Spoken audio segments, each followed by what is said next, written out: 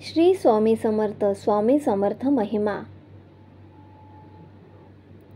चॅनलला सबस्क्राईब केलं नसेल तर छान छान गोष्टींसाठी सबस्क्राईब करा, तसेच बेल आयकॉनला क्लिक करायला विसरू नका। सेतुबंध रामेश्वरला पाप विनाशक तीर्थकुंड आहेत। तेथील एक पुजारी अतिशय धनलोभी होता। द्रव्याविना स्नान न घडे असे तो तीर्थावर स्नानाला येणाऱ्या प्रत्येकाला सांगत असे। एकदा अक्कलकोट निवासी श्री स्वामी समर्थ तेथे आले असता त्या पुजाऱ्याने त्यांनाही हेच सांगितले। श्री स्वामी म्हणाले, आम्ही निर्धन संन्यासी दिगंबर, कोठुनी द्यावा तुम्हासी कर, व्यर्थ किरकिर करू नका। त्यावर पुजारी म्हणाला, धनाविना कोरडे ब्रह्मज्ञान, विद्वत्ता सर्व निरर्थक। त्याच्या म्हणण्याचा अर्थ होता, ज्याच्याजवळ धन त्यालाच पुण्यस्नान घडेल। हे ऐकून श्री स्वामी समर्थ तत्काळ निघून गेले। स्वामी गेल्यावर अचानक त्या तीर्थकुंडात पुष्कळ असे किडे पडले आणि पाण्याला दुर्गंधी येऊ लागली।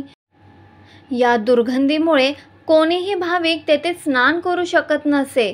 त्यामुळे त्या पुजाऱ्याचे तीर्थकुंडातील पुण्यस्नानापासून मिळणारे उत्पन्न पूर्ण बुडाले। पुजाऱ्याने अनेक उपाय योजले, पण सर्व व्यर्थ ठरले। कंटाळून हा पुजारी शृंगेरी मठाच्या शंकराचार्याकडे गेला आणि त्यांना घडलेला सर्व वृत्तांत सांगितला। आचार्यांनी योग समाधी लावली आणि त्यांना खरा प्रकार समजला। आचार्य पुजाऱ्याला म्हणाले, श्री स्वामी समर्थ हे कलियुगातील साक्षात परमेश्वरच आहेत। त्यांनी पुजाऱ्याला पुढील कठोर शब्दात समज दिली। धनलोभे पूजिता देव त्रिकाल, धनार्थ लोकांचा करिता छळ, ब्रह्मकुळी जन्मुनी कृत्ये अमंगल, आचारिता कैशी दुर्मती।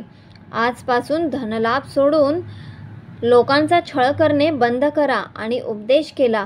सर्व भक्तांचे आदरातिथ्य करावे। सद्धर्मानेच धन अन यश मिळेल। नंतर या पुजाऱ्याने श्री स्वामी समर्थांच्या चरणावर लोटांगण घातले आणि क्षमायाचना केली। श्री स्वामी म्हणाले, शंकराचार्यांच्या बोधामृताप्रमाणे वागाल तरच इहलोकी कल्याण होईल। भाव तसे फळ, जशी भावना तसा देव। स्वामींनी पुजाऱ्याच्या मस्तकावर कृपा वरद हस्त ठेवला आणि त्यानंतर आपोआप ते तीर्थकुंड स्वच्छ आणि निर्मळ झाले। पुजाऱ्याने वर्तन पालटले, स्वच्छतेने वागणे चालू केल्याने त्याला पुनश्च धनलाभ होऊ लागला। श्री स्वामी समर्थांनी या पापविनाशी तीर्थकुंडाच्या पुजाऱ्याला केलेल्या बोधामृताच्या माध्यमातून सर्व क्षेत्रातील पुजारी आणि सेवेकरी मंडळींना लोभाऐवजी धर्माने वागावे हा बहुमोलाचा हितोपदेश केला आहे। तर व्हिडिओ कसा वाटला, गोष्ट कशी वाटली, नक्कीच मला कमेंटमध्ये सांगा आणि जर आवडली असेल तर आपल्या चॅनलला सबस्क्राईब करा।